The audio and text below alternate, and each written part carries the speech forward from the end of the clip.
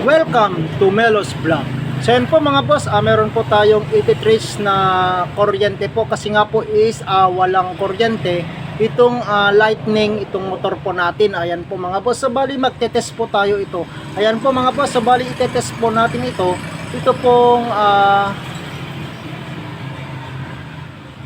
lightning wire po niya mga boss, itong yellow at saka yung pink.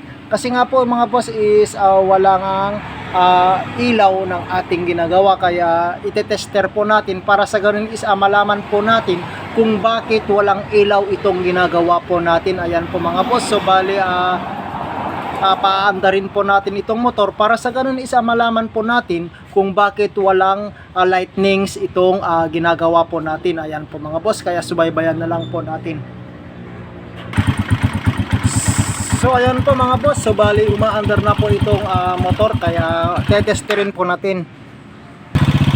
So ayan po mga boss, so testerin na po natin. So gagamit po tayo ito ng test light po mga boss. Ayan po, ito po yung test light po natin, kaya tetesterin po natin ito mga boss. Itong test clip po natin mga boss, ito po is ilalagay po natin dito po sa kanyang kulay yellow. Ayan po, ayan po. So ito naman pong test light po natin na isa is dun po naman sa kulay pink. Kung wala pong lalabas, wala pang iilaw ito mga boss, kung hindi ilaw to, so ibig sabihin is sira po yung light coil po natin. Ayan po mga boss, so itatap ko na po ito. Ayan po, ayan po mga boss, so bali hindi po umilaw. So ibig sabihin is sira po itong lightning coil po niya mga boss, kaya bubuksan po natin dito sa kanyang magneto upang sa ganun is malaman po natin kung bakit walang supply itong lightning wire po niya mga boss. Kaya bubuksan na po natin. Ayan po mga boss, at titingnan kung bakit wala pong supply. Ayan po.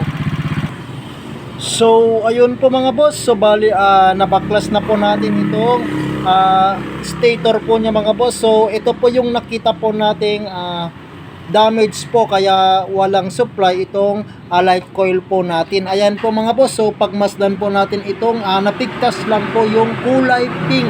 Ayan po mga boss, ito po yung kulay pink, napigtas po sa kanyang pagkakahinang dito po mga boss, kaya ihinang po muna natin para sa ganun is makatipid po yung customer po natin. Ayan po mga boss.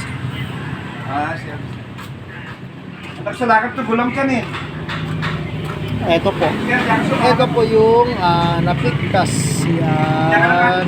So ihilang na natin ito mga boss para sa ganun is magkakaroon po ng supply itong light coil po natin. Ayan po.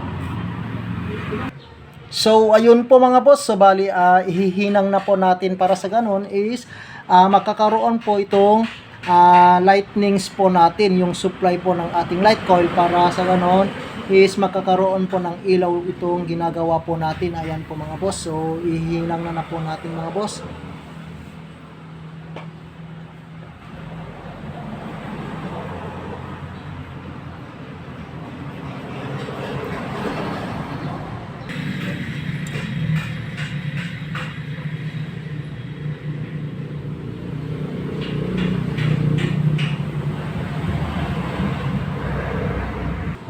So nahinang na po natin mga boss, so ilalagay na po natin para sa ganun is matesting na po natin kung may lalabas na pong supply itong lightnings po natin. Ito po yung light coil. Ayan po.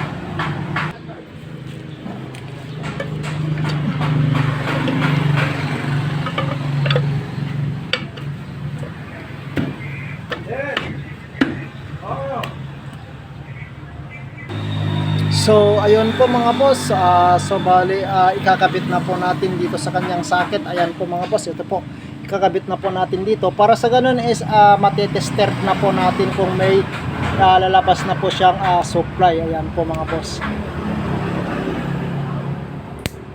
Ayan po mga boss, so bali nailagay na po. At the same time din po mga boss is paanda rin na po natin para matester na po natin. Ayan po.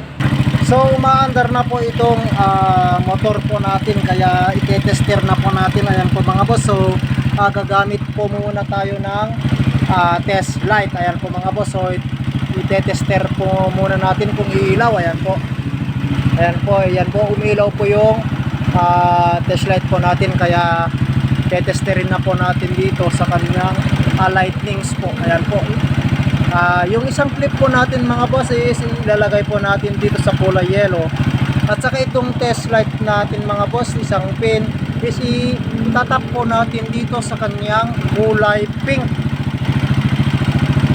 Ayan po mga boss, so bali umilaw po itong ginagawa na po natin. Ayan po mga boss, so ibig sabihin po mga boss is goods na po itong ginawa po natin. Ayan po mga boss, so nagkakarga po itong ginagawa po natin. Ayan po.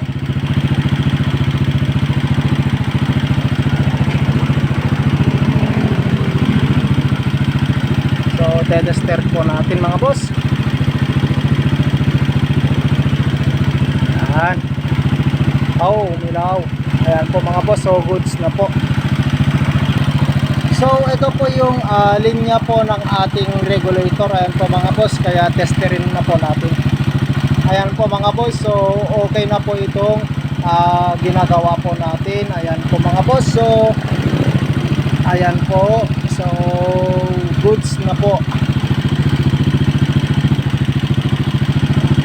Ito pong stripe na red at saka puti po mga boss, ito po yung supply ng ating ilaw, kaya nakakaroon po ito ng ilaw tong headlight po natin. Ayan po.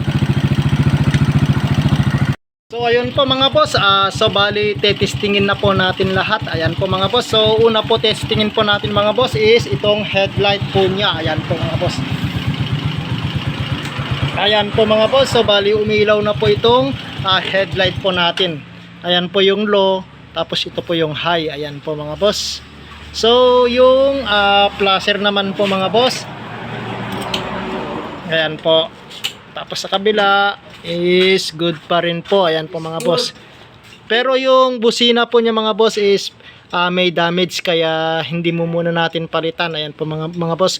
Pero kapag umaandar po naman ito mga boss is tumutunog din po, kaso mahina po. Ayan po mga boss. So paandarin po natin para malaman po natin kung tutunog yung busina po natin. Ayan po mga boss. Ayan po mga boss.